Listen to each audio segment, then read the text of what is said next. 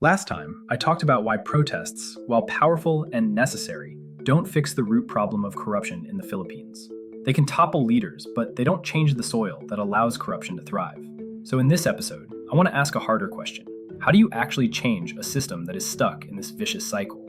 Right now, the Philippines is trapped in a loop. The kinds of politicians who choose to run for office are often those who thrive in clientelist politics, trading money and private inducements for votes. Once they win, voters rarely hold them accountable. And it's not because Filipinos don't care, but because daily life is already difficult. People have to move on, earn a living, and survive.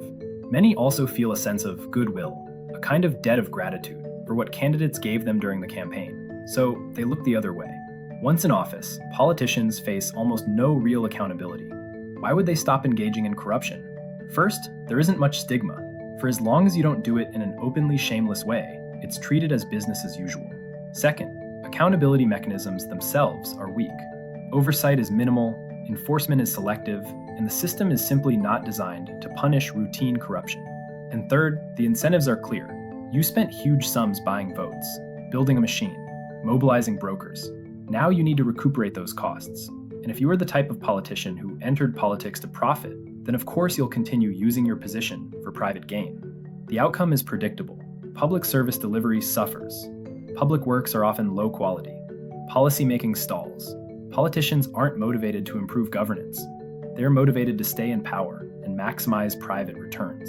And when elections come around again, the cycle repeats itself. So the question becomes, how do we break out of this cycle? One way to think about this problem is through a framework in political economy called game theory. Now, I don't want this to sound too technical. Think of it simply as a way of asking, why do people make the choices they do? And why are the outcomes we see the logical result of those choices? In game theory, there are a few things we focus on. Number one, who are the key players? Whose moves really matter? Number two, what strategies are available to them? What can they actually do? Number three, what are their payoffs? What do they stand to gain or lose by choosing one strategy over another?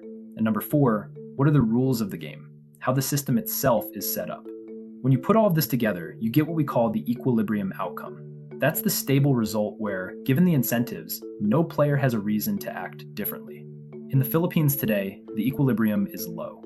Corruption, weak accountability, and poor governance. So if we want to change the outcome, we need to change the game itself. And there are a few ways to do that. First, we could change who the players are. One example is the anti-political dynasty bill. If passed, it would limit the dominance of entrenched families and open space for other types of candidates. Scholars like Ron Mendoza have been strong champions of this idea. Second, we could change the rules of the game. One proposal is to reform the party system so that candidates rely less on personal machines and more on coherent party platforms. Julio Tihanki is one of the leading voices here. Others argue for constitutional change to overhaul the very structure of the political system. Third, we could change the payoffs.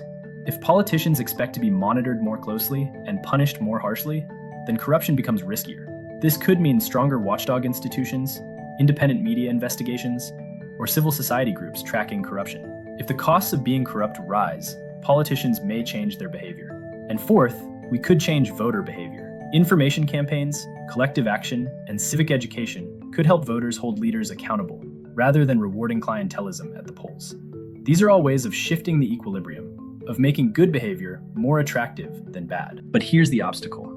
Every one of these reforms, whether it's an anti-dynasty bill, party reform, or constitutional change, requires being turned into actual law and policy.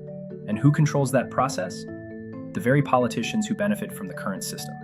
So when you ask entrenched dynasties in Congress to legislate against dynasties, or clientelist politicians to strengthen parties, it's no surprise nothing moves forward. They have every incentive to preserve the status quo, and they will fight tooth and nail to keep it. That doesn't mean reform is impossible. It just means it is very, very hard. And it raises the question, which reforms are worth pursuing? And how can we design them in ways that stand a real chance of breaking through? One thing we know for sure is that the current situation isn't working. Every so often, Filipinos get angry enough to take to the streets, demand change, and remove leaders. But then the system reverts back to the same low equilibrium. Something has to give.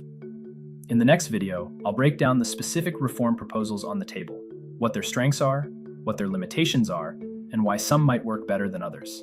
And hopefully, by the end of this series, we'll come up with a clearer starting point for how the Philippines can move forward.